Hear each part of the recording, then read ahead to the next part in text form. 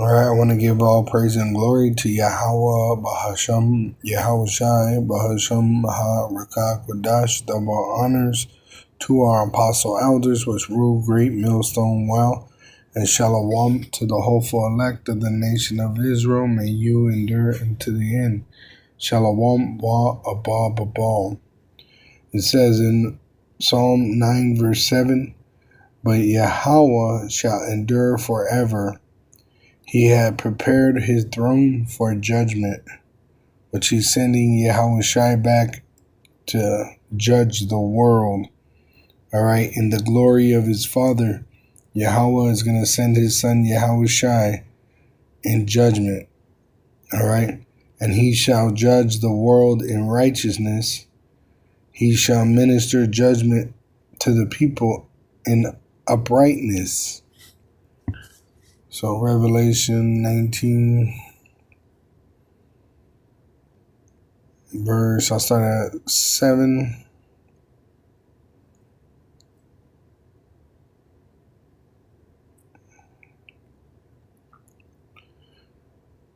No, 11 is what it is. I'll start at 11. And I saw heaven open, and behold, a white horse, and he that sat up upon him, which the chariot is the throne, that he comes in judgment. And he that sat upon him, Yahushua, was called faithful and true, and in righteousness he doth judge and make war. Now,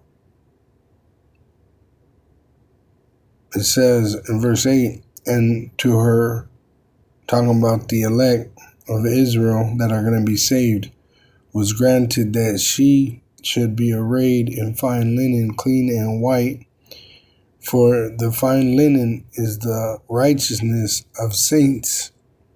And that's because the saints are going to continue. Psalms 102. Even though you're going to have 2/3 in America destroyed, the Lord is going to save a remnant. Psalm 102:12, it says, but thou, O Yahweh, shalt endure forever, and thy remembrance unto all generations. And that's because he's going to save his people. Thou shalt arise and have mercy upon Zion, the Israelites, for the time to favor her, yea, the set time is come. We're at the end. See? We're at the end, so the wicked are going to perish, but the Lord is going to preserve his righteous remnant.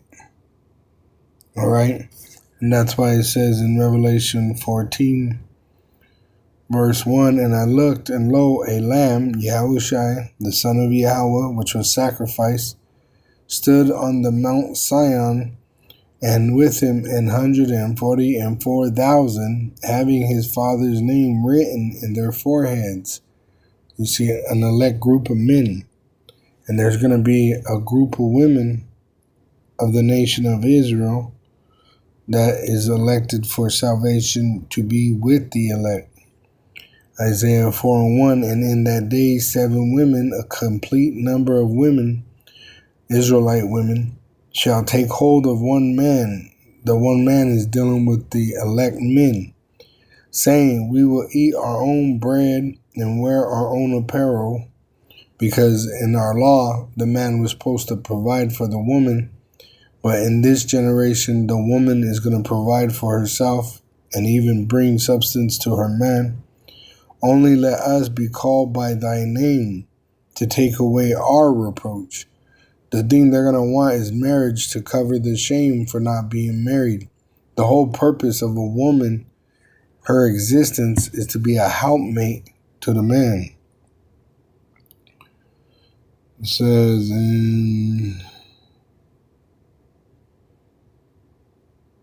let's see.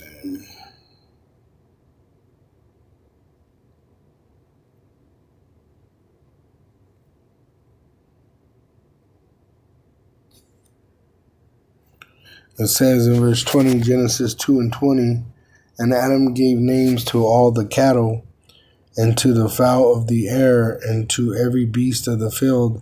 But for Adam was not found an helpmeet for him, but he created a woman and gave him to Adam, which was his helpmate. Was that the two? Let me see. Oh yeah, verse 18.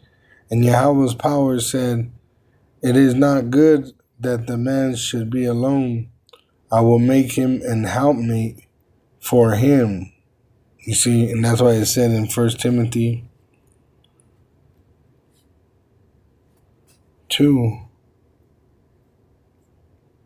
verse 15, notwithstanding she shall be saved in childbearing. That's what her whole purpose was, to comfort her husband with sex, if they continue in faith and charity and holiness with sobriety. See, fully committed to their husband. See, not having affairs, right? Tending to the children as a helpmate. As a helpmeet. All right? And that's your salvation for the women. But out of that, you're going to get the hopeful elect men and women that are going to be delivered from the destruction at the return of Yahushua, and they're going to be the ones to start the earth over again.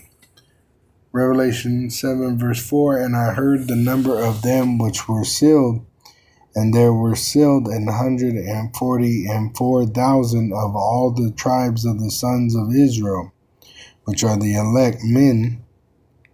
Verse 9, after this I beheld, and lo, a great multitude, which no man could number, of all nations, talking about Israelites that have been scattered amongst all the heathen, and kindreds, of all the bloodlines of the 12 tribes, and people, which we've been scattered amongst all the people, and tongues, which they speak different languages, and before the Lamb, clothed with white robes, they're going to get deliverance, and palms in their hands, and they're going to overcome.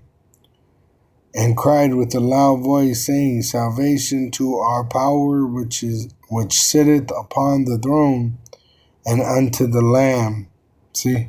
So they're going to praise the Lord, showing that even though they're scattered all over the world, these are Israelites, because it tells you in Malachi 1, verse 5, and your eyes shall see, and ye shall say, Yahweh will be magnified from the border of Israel. So these are Israelites that are saved from amongst the nations all around the world. All right? Even though they may look like the other nations, they're Israelites, and they have faith in Yahweh Ba'ashem Yahushai. And they heard this through the mouth of the prophets, and that's why the YouTube was created.